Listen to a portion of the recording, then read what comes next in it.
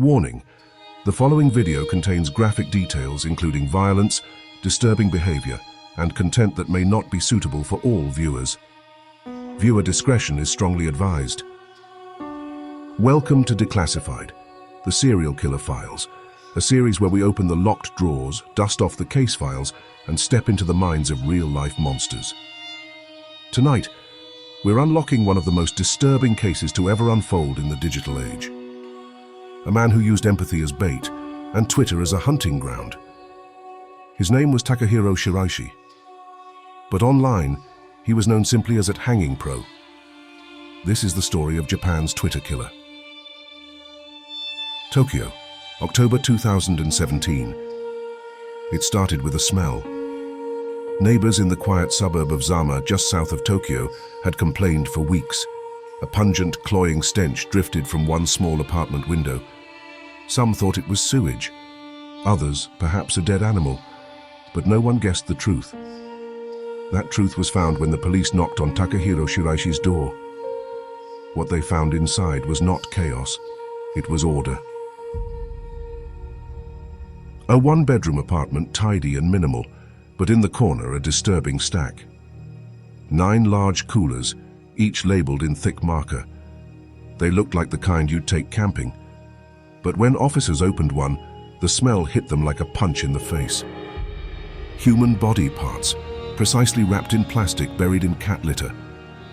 9 people, once breathing, laughing and hurting, reduced to nameless fragments of flesh and bone.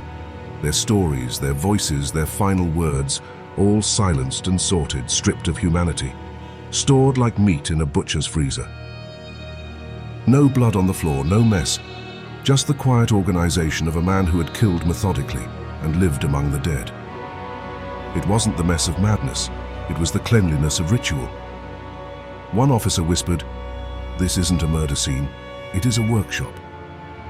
What kind of man sleeps next to corpses for months? Before any of the killings, there was just a profile. @Hanging Pro. The bio was simple. I want to help people die. Let's die together. Most people thought it was a dark joke, but for those teetering on the edge, it was no joke. It was a signal, a promise, a lifeline. Behind that account was 27-year-old Takahiro Shiraishi. He looked harmless, soft-spoken, clean-shaven, normal. Just another millennial drifting through life with part-time jobs to pay the bills. But in his spare time, he was online. He was hunting. He searched Twitter late at night. He typed in terms like, "I want to die." If I ended it all, nobody would care. Nobody would miss me. He read the tweets of the broken, the hopeless, those who were lost. And then when he had found them, he would reply. At first, gently, saying things like, "I felt like that too." Then, supportively, "Maybe we can talk." Then came the DM. "If you're serious, I can help." Some ignored him, some engaged. But for 9 vulnerable souls, his voice became the only one that seemed to understand. He told them, "You don't have to die alone." He promised peace, an end without pain, without suffering. And one by one, they came to his apartment. Most didn't walk out. What kind of monster offers comfort to the vulnerable and the lost? Only to kill. He didn't deny it. In fact, he seemed almost proud. In police interviews, Shiraishi laid it out like a checklist. Lure them, earn their trust, let them in. Once inside, it was fast, easy and extremely efficient. I strangled them, sometimes with my bare hands, sometimes with a rope. But always silently and always quick. If they got scared and changed their minds, he didn't care. He showed no remorse. If they resisted, he said, I killed them anyway. I dismembered them in the bathroom. I worked with gloves, towels, tools. I wasn't improvising. It was my craft. And he was exceptional at it. Each part was labeled, sorted, wrapped in plastic and stored in a freezer. He claimed it wasn't about hate. It wasn't about revenge. It was about control. And then he said something that chilled investigators to the bone. It turned me on, he whispered, not with shame but with a sick kind of satisfaction, like he was describing a favorite memory, a secret pleasure he finally got to share.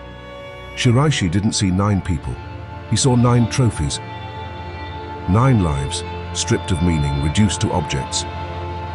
This wasn't murder, it was consumption. One of those victims was 15-year-old Hina. She'd been posting increasingly dark thoughts online for weeks. Her home life was fractured, her school no escape. She tweeted late at night, "Does anyone really care if I disappear?" When she arrived at his apartment, she carried only a backpack. No ID, no phone, just trust. He offered her a drink. She declined. He said, "Let's talk first." And they did, briefly, quietly, calmly. Then in the middle of a sentence he rose slowly, like a shadow stretching across the room. Not sudden, not loud, just smooth, practiced, calculated. He was like a predator circling the final moment. He stepped behind her, his breath quiet, eyes fixed. The rope was already in his hand, looped, prepared and waiting. He had done this before, and he would do it again. In that moment his pulse must have surged. Not with fear, but with anticipation. The ritual was familiar, but the thrill never dulled. The adrenaline, the rush of dominance, the sick pleasure of control. It was all building to this. This was the moment he lived for, the thing he'd been craving, planning and needing. It was finally here. What happened next took less than a minute, but the silence afterwards, he later said, was his favorite part. She'd become another entry in his twisted archive. How do you stop someone who enjoys it? When the breakthrough came, it came from a brother of one of his victims. A quiet high school senior named Kuji. His older sister, Ayaka, had gone silent days earlier after tweeting about wanting to end her life. No texts, no calls. She hadn't come home.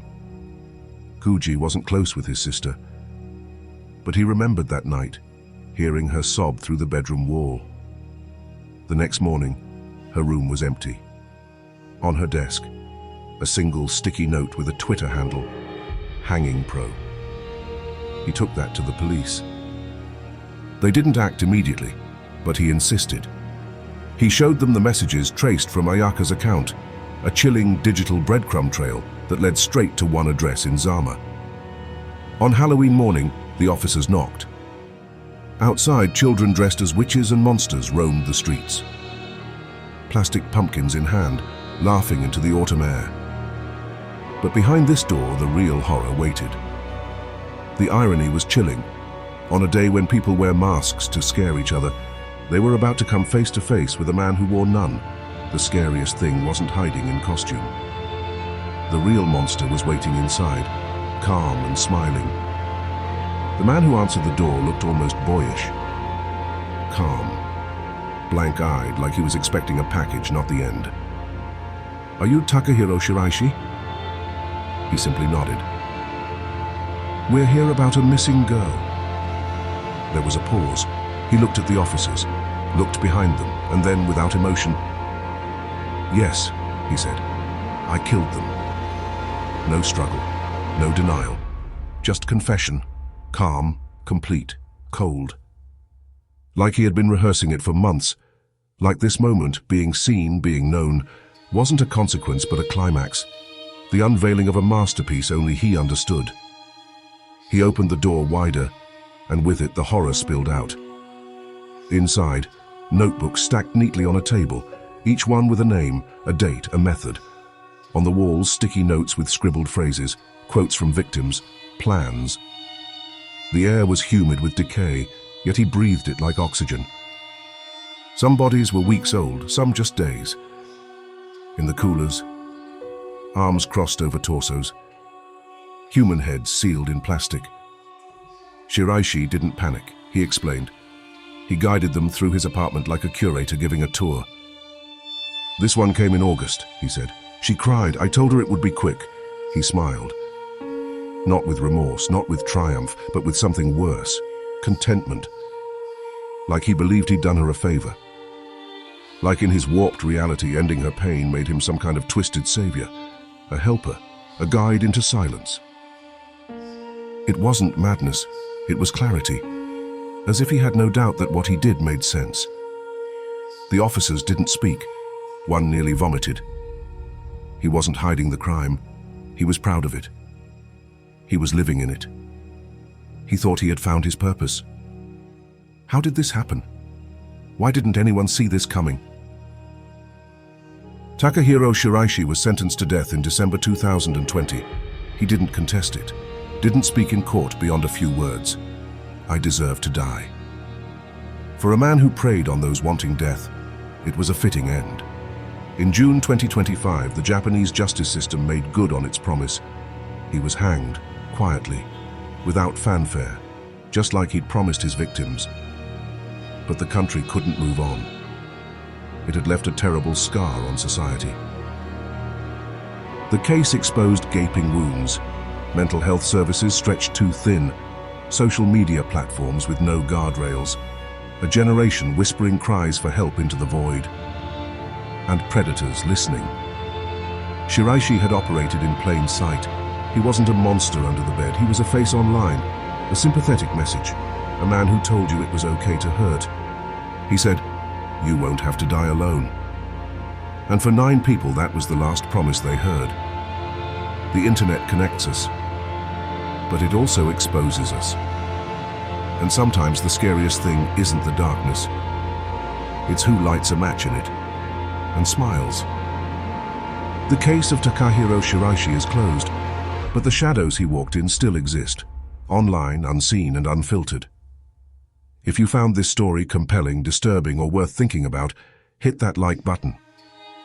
And if you want more true crime stories like this one, subscribe for future episodes of Declassified, the Serial Killer Files. Thanks for watching. Stay safe out there and watch who's watching you.